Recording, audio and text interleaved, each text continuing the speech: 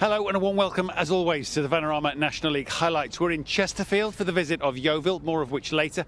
But while the Spyrites led the way until recently, it is now the Hatters of Stockport who are top of the pile and looking for another home win against Weymouth. That's where we'll start with Richard Henwood.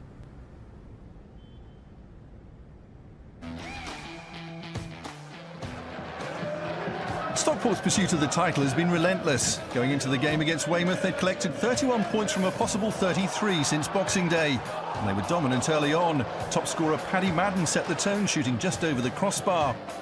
The breakthrough came midway through the first half. Cameron Murray's attempts to deal with Ryan Rydell's cross ending with an own goal. It was enough to win the match, despite an improved second half from Weymouth and a late dismissal for Mark Kitching. The Stockport sub had already been booked when he got involved in the aftermath of this incident. Kitching clearly unhappy with Tom Blair's challenge and his attempt to help Ollie Crankshaw back to his feet. It meant a second red card in 2 games for the league leaders and a second 1-0 win. But this one was unconvincing. We got away with one in terms of performance, but at this stage it is about getting 3 points, as grumpy as it may, or I may seem, after a win. A huge cup tie may be just a few days away for Boreham Wood, but in the meantime they had league business to take care of, and thanks to Tyrone Marsh it was a job well done against Eastleigh, who are now winless in 10 matches. Things could hardly be more positive for the Wood. They had chances to add to their lead, but they'll take the 3 points and now turn their attentions to the 5th round of the FA Cup and a trip to Everton on Thursday. And another 1-0 victory would be nice. It's immense for this club, this town, this community, and I keep saying to the group that the focus is the next game, and Eastleigh was the next game. We've done that job, and now we need to focus on trying to cause an upset against Everton. And if we can have a moment as a town, as a community and a club, then we've done our job. Halifax knew nothing short of victory would be good enough against a Barnet side in the wrong half of the table and winless in 4. So Niall Mayer's goal just before half-time helped ease the nerves at the Shea. But with such a slender advantage, they couldn't really relax all afternoon. Top scorer Billy Waters came close to adding to his 13 league goals for the season. But their failure to score a second almost proved expensive, as a shot from Barnet's Ross Marshall was well saved by Sam Johnson. Halifax 1-0 winners though, and still real contenders in the promotion race. Yes, 1-0 wins the order of the day for the teams at the top by and large. Starting with Stockport, extraordinary job, and we're saying it for weeks now. Dave Challoner has done 44 points from 51. It's been an astute sign, hasn't it? I mean, it could be the difference between them going up and not. He's obviously got a lot of form and quality as a manager, and he's just hit the ground running with Stockport on a great run. Yeah, I mean, it's easy to see the slight wry smile, if not smirk, on his face tonight, because he was the first to say we didn't play well today. We've kind of nicked one with an own goal. Doesn't matter. Definitely doesn't matter. As long as you're winning games, that's all that matters. And it would have probably pleased him even more, the fact that they've not played well and they've managed to find a way. Yeah. Yes, it's come through an own goal, but listen, that's 11 wins out of the last 12 games for Stockport, and they are absolutely flying. Yeah, 9 clean sheets from the last 11 at home in all competitions. And you could make a similar claim for Boreham Wood. Obviously, they've got, in some ways, minds on the FA Cup game against Everton, but they've got the job done today. They're also excellent at home. Yeah, it could have been more than one, I think, by the look at the highlights there. But sometimes it can be a distraction. I've been in FA Cup runs myself, with Chesterfield, obviously, and you take your eye off it because you don't want to get injured for those big games, but they're still getting the performances and the wins, particularly at home, and now they can really go and enjoy themselves in the next one. Yeah, because we focus on the one automatic promotion spot with understandable interest, but second and third, if you can't win the title and go up automatically, are also very important places for all those teams chasing Stockport. Hugely, hugely, and there's so many teams that are still in with a shout of not only getting that top spot, but those second and third positions. So it's going to go all the way to the wire, and it's an exciting end for us. Yeah, and we could make similar comments, obviously, about Halifax, who have been remarkably consistent. Again, one of the smaller teams around all of those giants at the top, really. and Pete Wild does a terrific job with that team. He does a brilliant job, and it was really important for them to get that win tonight. You know, they've kind of stuttered a little bit, and other teams have started to really get going. So for them, that will be huge for their confidence, and a massive 3 points for them. Yep, so the chase for top spot obviously intense, as is the chase for all of those playoff places just behind us we've just discussed. And right in the mix for that, Wrexham, who are our next stop. They were taking on Aldershot this weekend, and Michael Kern has the details.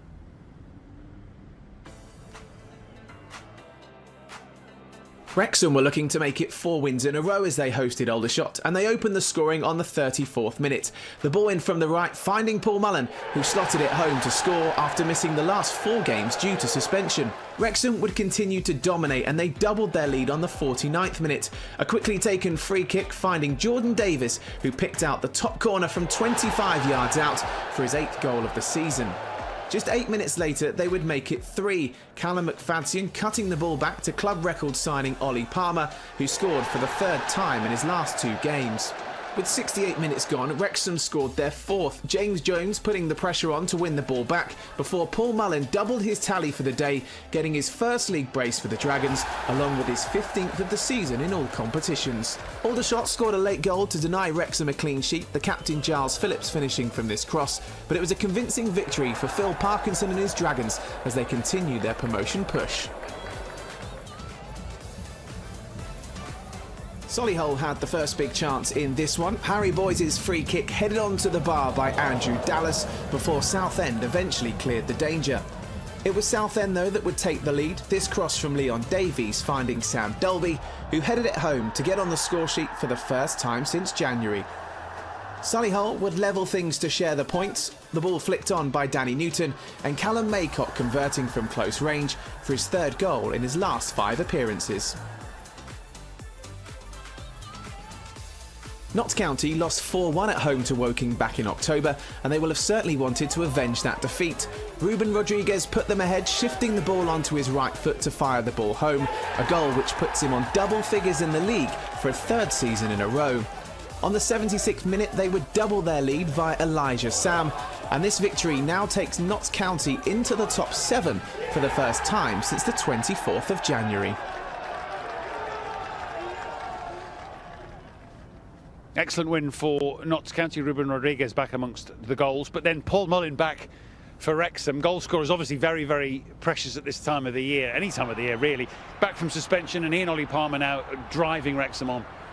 I mean, unbelievable firepower. It could be League 2 on League 1, couldn't it? They're that good.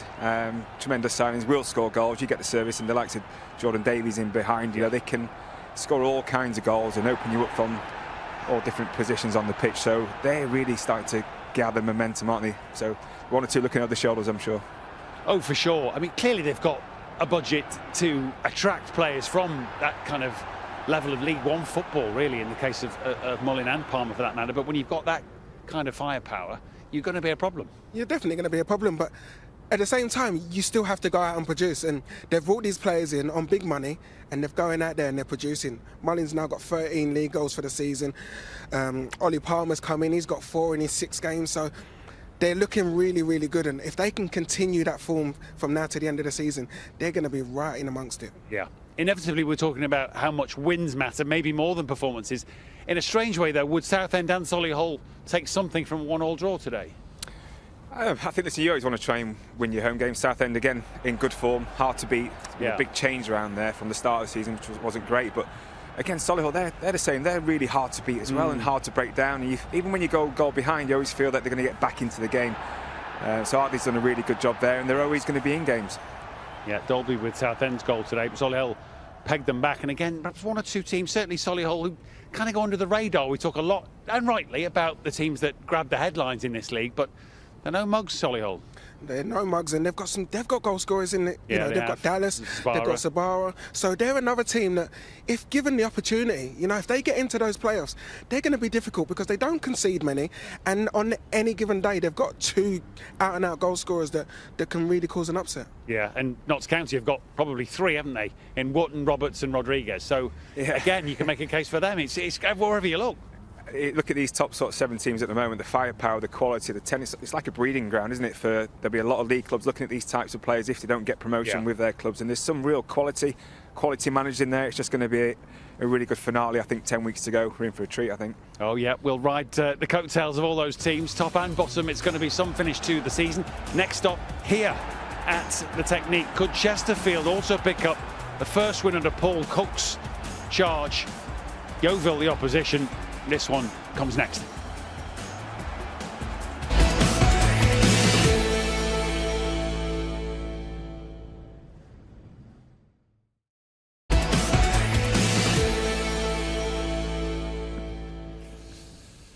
Welcome back to the National League highlights. Our next stop is right here at the Technique Stadium for two teams that have drifted a little bit too much for their liking of late. The visitors, Yeovil, stuck in mid-table after a push before Christmas that has rather dried up since then. And Chesterfield, of course, were top of the pile until quite recently, now trailing Stockport by 9 points when they kicked off against Yeovil here. Watching for us, as usual, the two Adams, Virgo and Somerton.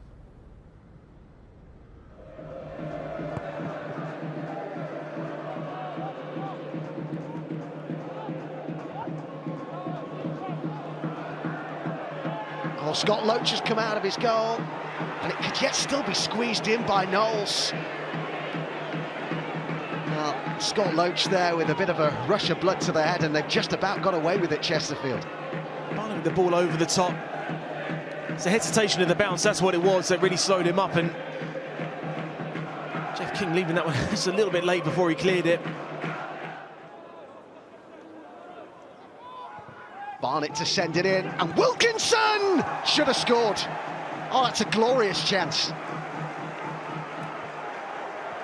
It's a decent save, but should be scoring that.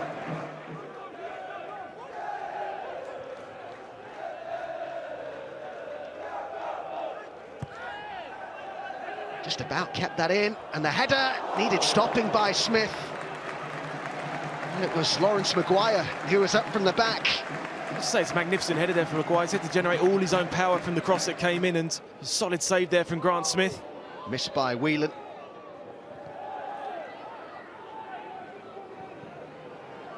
It goes to Knowles, who hit it early and hit the bar. Another tremendous shot that from Tom Knowles, who seems to have a shoot-on-sight policy today. Just strikes it absolutely brilliantly.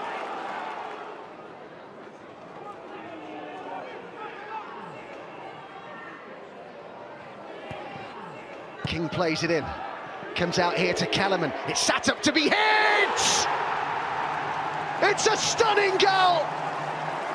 It comes in added time at the end of the half. But you just see the bend he gets on it, he cuts across it brilliantly. That squeezes inside Grant Smith's post. Knowles wheeling up for another one of these long throw-ins, 25 minutes to go. Great distance on that from Knowles, flicked on dangerously! And has it been kept out? Well, some of the Yeovil players were appealing, but it looks as though he has just about kept that out. It's a great save from Scott Loach, because what he does well, Adam, he really makes himself big, just spreads himself really, really well. Still looking for his first win in charge of his second spell, Paul Cook. They've taken the lead in 3 of the 4 games he's had in charge. They drew 1 and lost 1.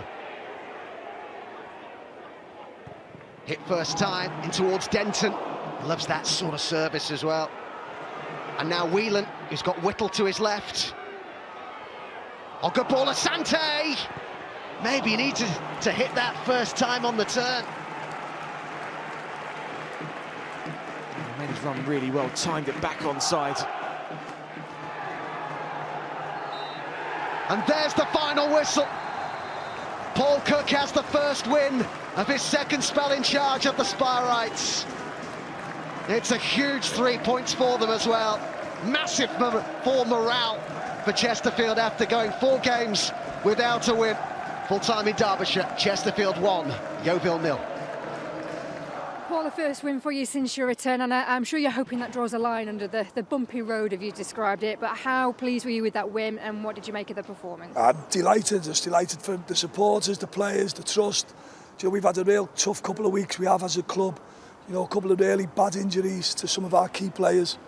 you know, that can certainly knock us back. You know, we had a result in our hand at Stockport away probably 2 weeks ago now, 3 weeks ago. And unfortunately, we had a sending off. So everything that could go wrong's gone wrong. And today you've seen a real case of probably two halves where we were miles off at first half. We just were awful. If the truth be known, Yeovil played really well first half. Deservedly should have been in the lead. But football's cruel, and you can see how it is. You know, we scored a goal totally against the run of play right on half-time. I felt second half we were a lot better. Darren, give us your thoughts on that after today. Was that a game you felt you could have profited from?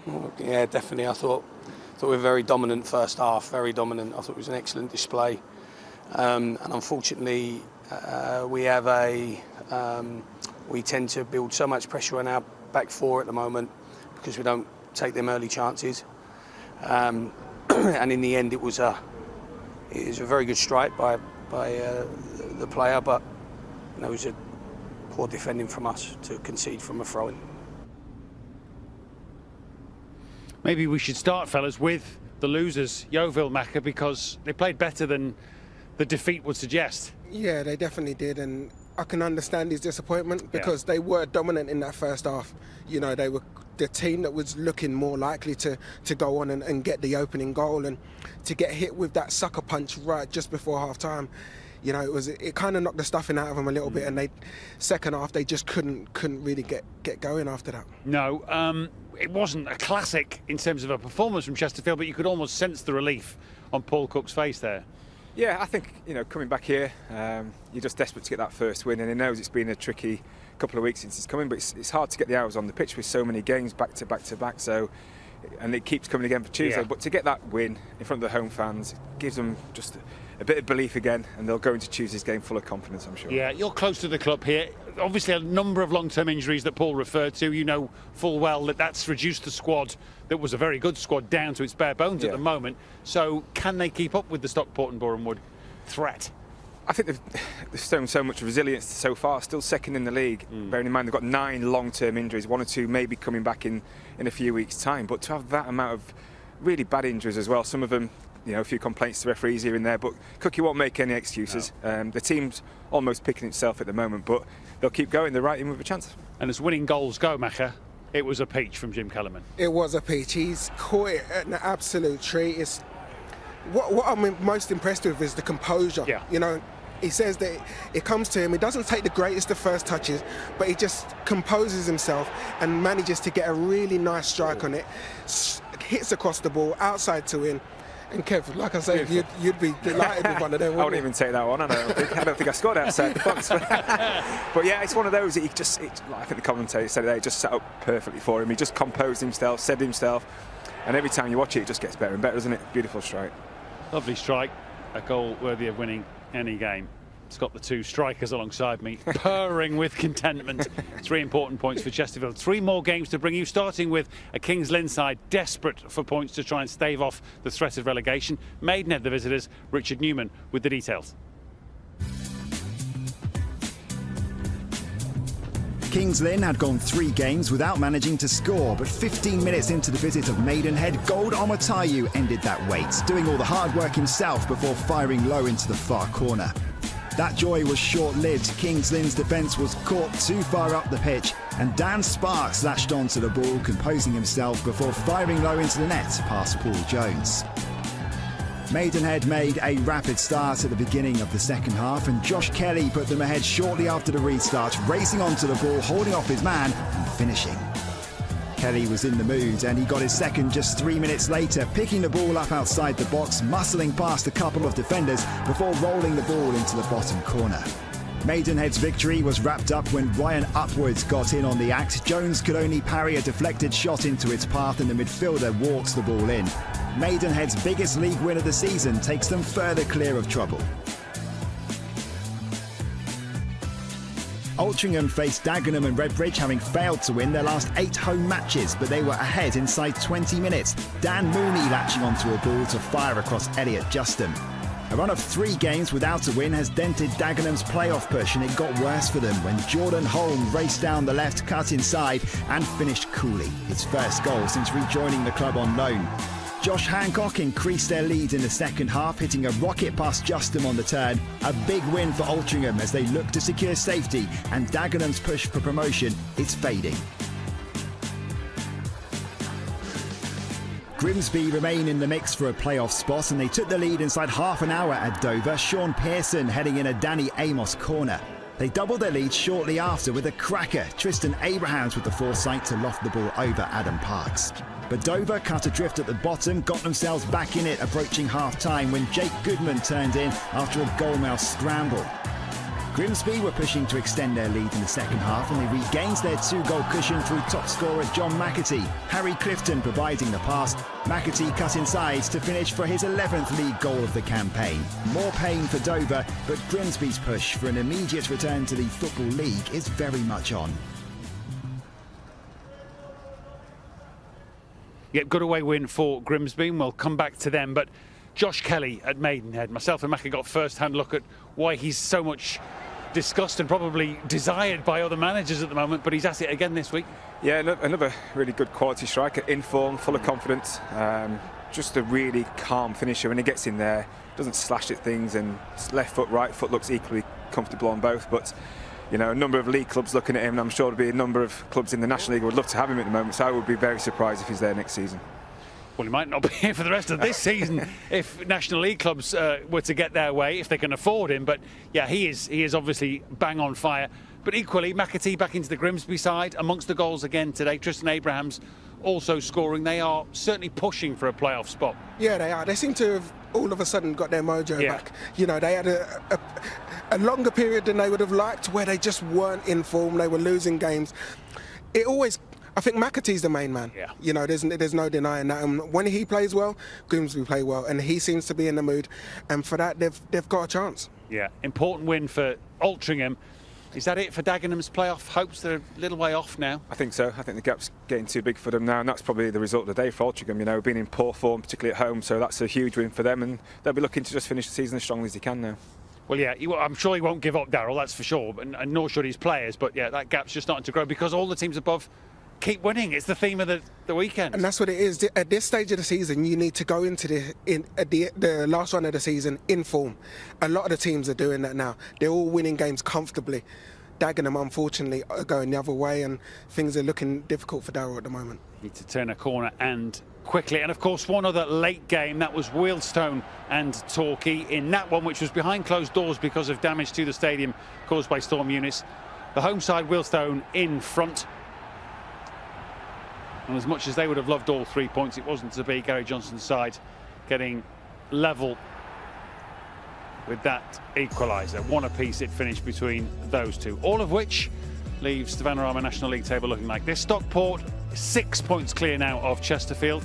They've both played 30. Boreham Wood obviously 2 further back, but with games in hand. Wrexham, Halifax, Solihull and Notts County make up the current top 7, but it is tight with Bromley, who didn't play this weekend, and Grimsby hot on their heels. And at the bottom, Dover cut adrift, have been all season really. Kings Lynn also trailing, and Weymouth now 9 points behind Aldershot in 4th. Remember, just the 3 points going down this season. Speaking of the shots, we're down with Mark Molesley and his side next week for the visit of the leaders. Stockport at Aldershot. Our coverage starts at 5 p.m. on One and Ultimate. Hope you can join us. Thanks to Kev and, of course, to Macca, and to you for watching. See you next time.